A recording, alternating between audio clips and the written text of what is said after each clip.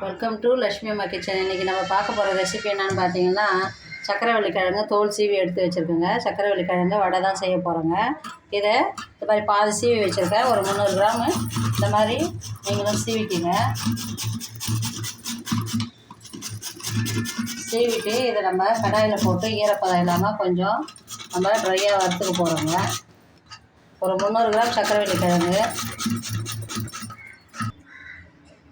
சக்கரவள்ளி கிழங்கு பார்த்தீங்கன்னா இது மாதிரி துருவி எடுத்து வச்சுட்டுங்க. ஒரு 300 கிராம் சக்கரவள்ளி கிழங்கு இருக்கும். கடலப்பருப்பு ஒரு 3 மணி நேரம் ஊற வச்சு எடுத்து வச்சுருக்கேங்க. ஒரு 200 கிராம் பருப்பு, ஒரு ஸ்பூன் சோம்பு, சால்ட்டு, இஞ்சி இந்த அளவுக்கு சீவி எடுத்து வச்சுருக்கேங்க. இதில் பார்த்தீங்கன்னா 2 மீடியம் சைஸ் வெங்காயம், ஒரு 3 பல் பூண்டு, 3 பச்சை மிளகா, ஒரு 5 காஞ்ச மிளகா, கருவேப்பிலை, கொத்தமல்லிங்க. தேவையான அளவு பெருங்காயம், பொரிக்க தேவையான எண்ணெய் தாங்க. இது எப்படி பண்ணலான்னு பார்க்கலாம் வாங்க. கடாயில் இந்த கிழங்கு ஈரப்பதம் இருக்கும்.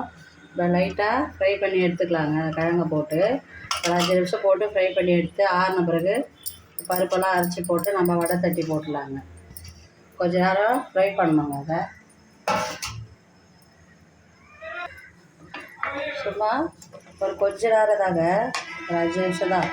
நம்ம அது சூடு ஏறணும், அந்த ஈரம் லைட்டாக போகணுன்றதுக்காக தான். பாயில் பண்ணால் நம்ம பாயில் பண்ணி சிலர் வடை செய்வாங்க.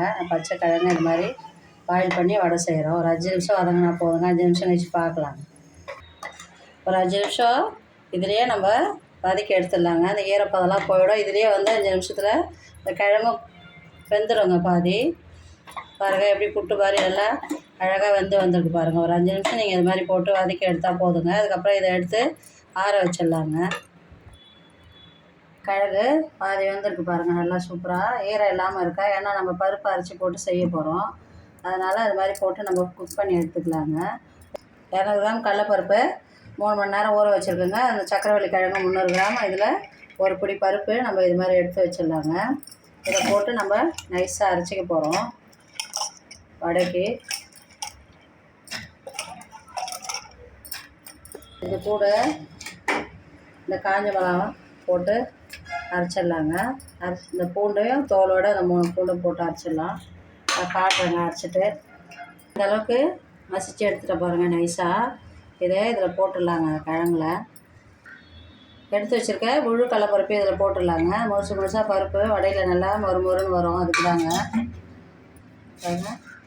3 பச்சை மிளகா மீடியம் சைஸில், 2 வெங்காயம், கருவேப்பிலை அரைச்சி வச்சுருக்க கருவேப்பிலை, கொத்தமல்லி எல்லாமே இதில் போட்டுடலாங்க.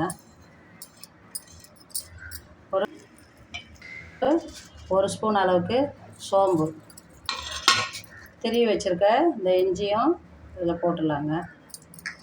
தேவையான அளவு உப்பு, சால்ட் எல்லாம் போட்டு நம்ம நல்லா மசிச்சு எடுத்துக்கலாங்க வடை பக்குவத்துக்கு.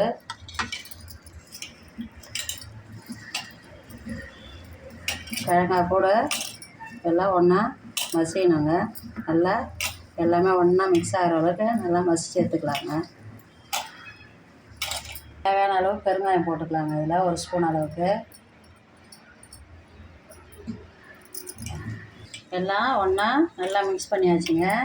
நம்ம டைட்டாக முதல்ல வடைக்கு தேவையான உருண்டையை பிடிச்சி வச்சிடலாங்க. அதுக்கப்புறம் நம்ம தட்டி போட்டுடலாம். டைட்டாக இருக்கணுங்க, இல்லைன்னா உடஞ்சிரும். முடிஞ்ச அளவுக்கு நம்ம டைட்டாக பிடிச்சி எடுத்து வச்சிடலாங்க. எல்லாவும் இது மாதிரி உருண்டைகளை நல்லா உருட்டி டைட்டாக பிடிச்சி வச்சுருக்கோங்க. வானொலியில் எண்ணெய் ஊற்றி, கடாயில் எண்ணெய் ஊற்றி, எண்ணெய் காஞ்சி ரெடி ஆகிட்டுருக்குங்க. நல்லா சூடாக இருக்கணுங்க. நம்ம போட்டுட்டு அதுக்கப்புறம் சிம்மில் வச்சுக்கலாங்க அடுப்பை.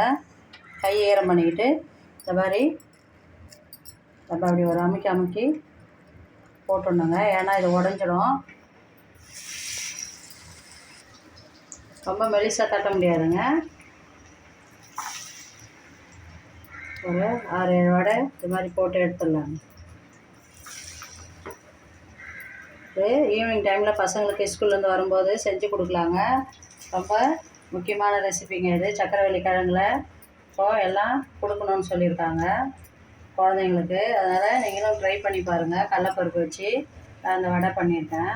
ரொம்ப டேஸ்ட்டாக இருக்குங்க.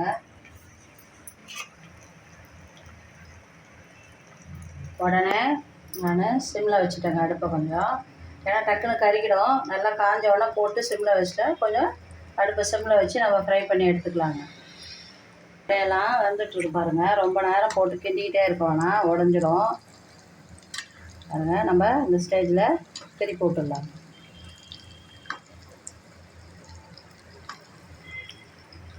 நல்ல கலர் வருங்க. கலர் வந்தால் நம்ம எடுத்துடலாம். பாருங்கள், நல்ல கலர் வந்துச்சு பாருங்கள். நல்ல ப்ரௌன் கலராக வரணுங்க. அப்போ தான் உள்ளே இருக்க அந்த கிழங்கு வெங்காயம் எல்லாம் நல்லா ஃப்ரை ஆகிருக்கும். இந்த ஸ்டேஜில் வடையை எடுத்துடலாங்க. எவ்வளோ சூப்பராக இருக்குது பாருங்கள் வடை.